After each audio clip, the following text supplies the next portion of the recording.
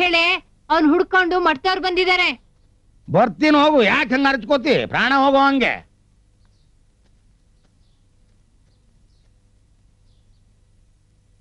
ಏನು ಮಠಾಧಿಪತಿಗಳು ಇಷ್ಟು ದೂರ ಪಾದ ಬೆಳೆಸ್ಬಿಟ್ಟಿದ್ದೀರಿ?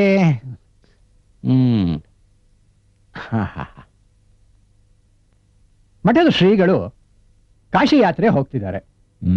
ಅದಕ್ಕೋಸ್ಕರ ಮಠದ ಭಕ್ತಾದಿಗಳು ಯಥಾಶಕ್ತಿ ಕಾಣಿಕೆ ಸಲ್ಲಿಸಬೇಕು ಅಂತ ಶ್ರೀಗಳವರು ಅಪ್ಪಣೆ ಕೊಡಿಸಿದ್ದಾರೆ. ಈ ವಿಚಾರನ ತಮ್ಮಲ್ಲಿ ಅರಿಕೆ ಮಾಡ್ಕೊಳ್ಳೋಣ ಅಂತ.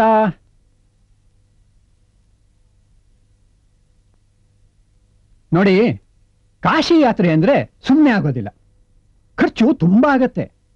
ಅದನ್ನ ಮಠದ ಭಕ್ತಾದಿಗಳೇ ವಹಿಸ್ಕೋಬೇಕು ಅಂತ ಶ್ರೀಗಳವರು ಅಪೇಕ್ಷೆ ಪಟ್ಟಿದ್ದಾರೆ.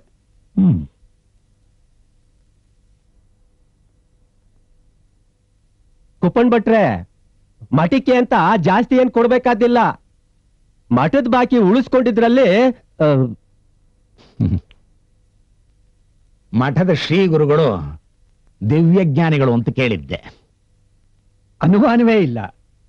ಹಾಗಿದ್ದ ಮೇಲೆ ಅವರಿಗೆ ತಿಳಿಯದ್ದೇನಿದೆ ಪಾರ್ವತಿಗಾರ್ರೆ?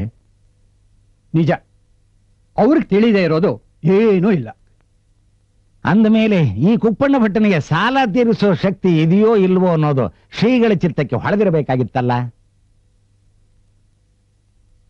ನಾನು ಹೇಳಿದ್ದು ಹೌದೋ ಅಲ್ವೋ? ದಿವ್ಯಜ್ಞಾನಿಗಳಾದ ಶ್ರೀಗುರುಗಳಿಗೆ ಕುಪ್ಪಣ್ಣ ಭಟ್ಟನ ಬಡತನ ಅರ್ಥವಾಗ್ಲಿಲ್ಲ ಅಂದ್ರೆ ಅವರನ್ನ ದಿವ್ಯಜ್ಞಾನಿಗಳು ಅಂತ ಒಪ್ಕೊಂಡ್ರೆ. ಔಚಿತ್ಯ ಮೀರ್ ಮಾತಾಡ್ತಿದ್ದೀರಿ.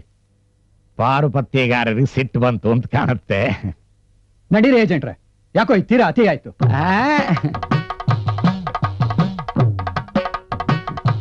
ಸಿಟ್ಟು ಮಾಡ್ಕೋಬೇಡಿ, ನಾನು ಹೇಳಿದ್ ಸರಿ ಹೌದೋ ಅಲ್ವೋ ಅಂತ ಯೋಚನೆ ಮಾಡಿ.